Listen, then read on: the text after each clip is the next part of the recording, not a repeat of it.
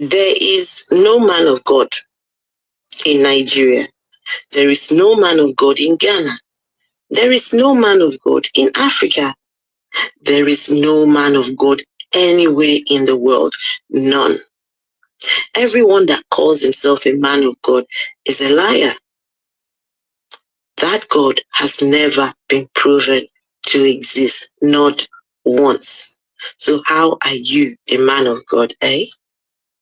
How are you a man of God? How about produce the God before we call you the man of said God? Produce the God. Then let him tell us that, yeah, I picked this one as my man. Man of God. Man of God, my fruit. Ain't no such thing. There's nothing like a man of God. They're scamming you. If you believe that there's a thing called man of God, but you haven't seen the God, yikes. Somebody has done a number on you. They've really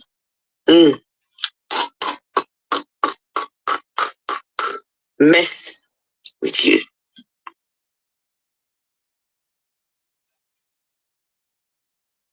There is no man of God in Nigeria. There is no man of God in Ghana. There is no man of God in Africa. There is no man of God anywhere in the world. None. Everyone that calls himself a man of God is a liar. That God has never been proven to exist, not once. So how are you a man of God, eh? How are you a man of God? How about produce the God before we call you the man of said God? Produce the God. Then let him tell us that, yeah, I picked this one as my man. Man of God. Man of God, my fruit. Ain't no such thing. There's nothing like a man of God. They're scamming you. If you believe that there's a thing called man of God, but you haven't seen the God, yikes. Somebody has done a number on you. They've really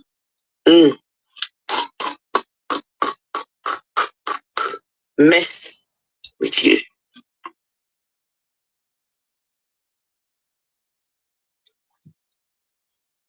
You are once again welcome to Evangelist Imakalu TV, Treasury of Excellent Knowledge. I am your servant, Evangelist Imakalu. According to Vumat, as she calls herself, I don't know her country of origin. She calls herself Vumat. She claims there is no man of God anywhere in the world. There is no man of God in Nigeria, neither in Ghana, neither in any African country or any part of the world.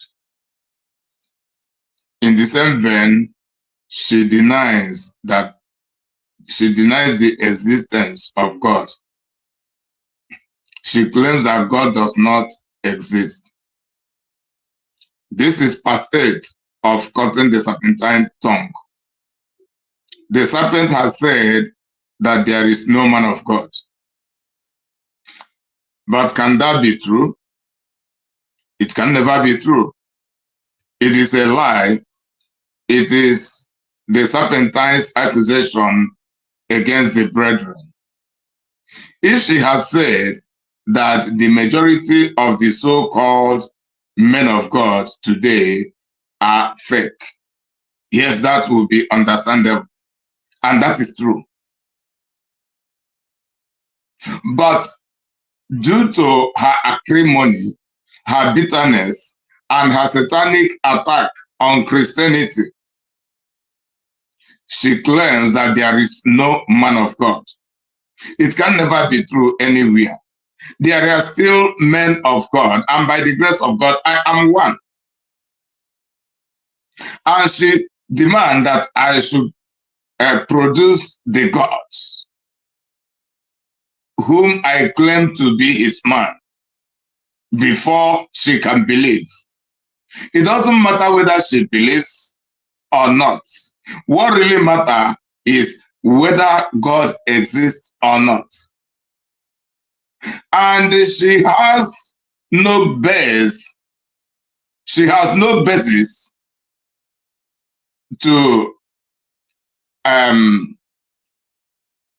judge or to qualify or to condemn who is and who is not a man of God, because she is naive about the whole things. She is a Bible illiterate, and so far she is a Bible illiterate, and I don't know whether she is an atheist or she is a liberal who just lives her life the way she wants and cares about nobody and not about God, or she is atheist. Those who have their own religion that does not include God in it. Those who say God does not exist. So I don't know whether she is an atheist or just she is a liberal. But whatever the case is, she is naive about the whole thing. The truth is that God really exists, and God has his men starting from the time immemorial. Even though Adam and Eve fell, in the process, we saw some of their descendants recovering from the practice of godliness. People like Enoch. Even we talk about Methuselah, who lived 900 years, and in most cases, we misjudge him. Methuselah was a priest, and his long life was a blessing, additional blessing to him. It is not that he never did anything. So Methuselah was a man of God. Enoch was a man of God. Noah was a man of God. Abraham, a man of God. Jacob, even in his crooked life, he later repented to become a man of God.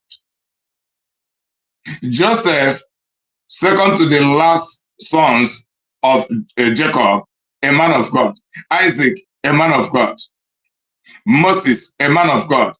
Continue to count until in the New Testament, Apostle Paul, Apostle Peter, and the rest of the apostles, with the exception of the betrayer, who is Judas Iscariot. And this woman is a type of the Judas Iscariot, because I believe she has somehow, somewhere, believed in God previously and have been serving God to a certain stage until she betrayed God and begin to claim that there is no man of God anywhere and that God does not exist. How can she condemn everybody? It is just about a total condemnation of Christianity in the heart of humanity, and the naive will be falling for this kind of antics. That is the reason this kind of antics must be debunked. It must be refuted. There are those whose heart and conscience are defiled and corrupt, the reprobate. She is a reprobate, and to as such, nothing is pure. Nobody is accepted by God. God does not justify anybody. In fact, God does not exist. But it is a fool that claims that God does not exist. Even while witnessing the evidences of the creation, God is a spirit being, and nobody decides for God how God will manifest himself. God manifests himself anyhow he chooses to manifest himself. And those who believe in him, like myself, we feel it in the spirit, with the truth, and in his righteousness, in God's righteousness. We feel it. It is evident in his manifestation in regard to my daily life, in regard to my endeavor, in regard to my aspiration, in regard to my disciplinary life, in regard to how I affect a human's life positively, because God is the source of peace and the love, and that is the the love and the peace, they are the central personality of God. Love and the peace, uprightness, integrity. And that is how God wants us to live as human beings. And as I speak, there are few people who still live this kind of life, whether they are called pastors or not pastors, whether even there are non-ordained, lay members of the church who are more upright than even their own pastors in many churches and all over the world. There are pastors, there are evangelists, there are apostles who are still upright in their relationship with God and with human beings. And as such are men of God. If they are women doing the same thing, they are women of God. But because of the Satanism in her, because of this satanic agenda to keep on attacking Christianity and to keep on discouraging people to no longer believe in God, she had been saying what she is saying. I want to round up. Let us look into the Bible. Titus chapter 1, verse 15. He said, to the pure in heart, I'm reading from Amplified Classic. To the pure in heart and conscience, all things are pure. But to the defiled and corrupt and unbelieving, nothing is pure. Their very minds and consciences are defiled and polluted. So I want you to understand from the kind of heart and the mind this serpentine word is coming from. To say that there is no man of God anywhere in the world. So which means everything about Christianity is nonsense to her. And all of the people practicing Christianity or leading the church, none of them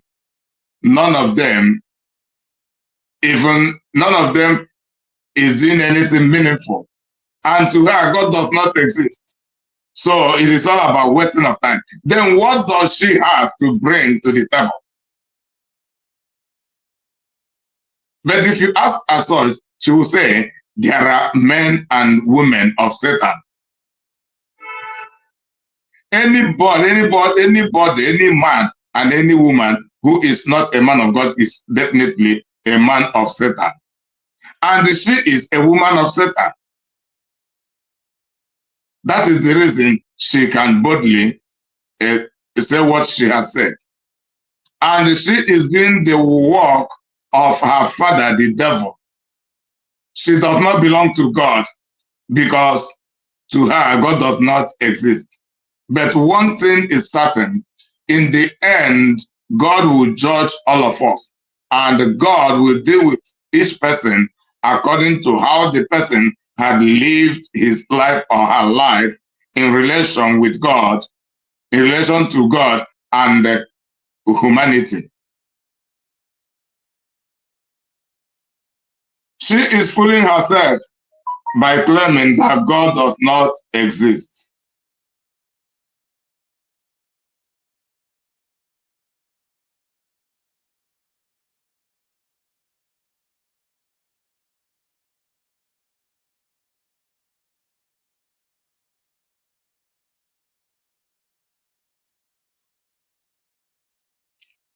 The fool says in his heart, there is no God. They are corrupt.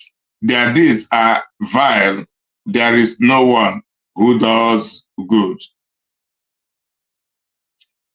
The book of Psalm, chapter 14, from verse 1.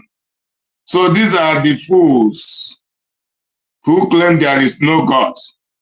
Nobody is righteous. Nobody can be righteous. In fact, Christianity is a scam. These are satanic agents. Voice of the serpent, voice of delusion, voice of discouragement, the voice that break the covenant relationship between God and humanity. and the voice that mislead people into rebelling against God. So I want to tell you that there are men and women of God indeed. There are still faithful people on the pulpits in some places all around the world. So this is a lie, and by the grace of God, it is by their fruit you shall know them. By my fruit you will know me. By the fruit of every genuine man or woman of God, you will know us. So may God bless you. Don't be discouraged. This is the end time we are talking about. And these are the way they are manifesting the end time event, signaling the Christ return on the air to appear for the rapture. But many people cannot understand this.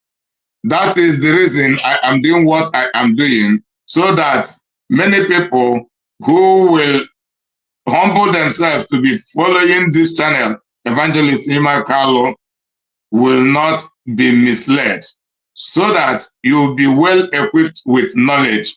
And don't forget, it is in Amazon, the Olivet Prophecy, Matthew 24, from Points of Reality. The Olivet Prophecy, Matthew 24, from Points of Reality, written by me, Evangelist Ima Carlo. It is about the explanation of the end time events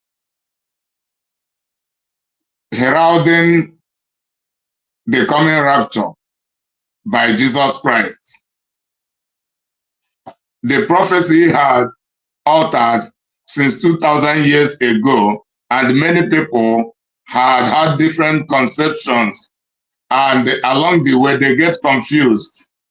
These are one of the reasons, because of that confusion and the inability to understand the Bible very well, that the type of this woman had fallen away from the Christian faith, and they began to claim that all these things had been fictions. But this book will explain to you how the prophecy is real, the Olivet Prophecy, Matthew 24, how they have been manifesting from the time past in the recent time, and some of them to be manifested in the near and the far future. May God bless you. Go to Amazon, order your copy, not just having it, read it. Every worker in the church, pastor, prophets, evangelists, deacons, Bible teachers from the fivefold ministries, and other ministers, the choir leaders, the choristers, all the members of the chorus. In fact, every Christian should have this book, read this book, have the knowledge, and help others to read as well. After reading it, you give out to others to read. 10 people, 5 people can have one copy and be reading it. Then, if you want to have your personal copy, that is better. And every family should have this book for family education. Bible illiteracy is the greatest problems is one of the greatest problems of the Christians today. So it is part of Bible education that I am doing what I am doing, both in writing of books and online teachings. May God bless you until I come your way once again.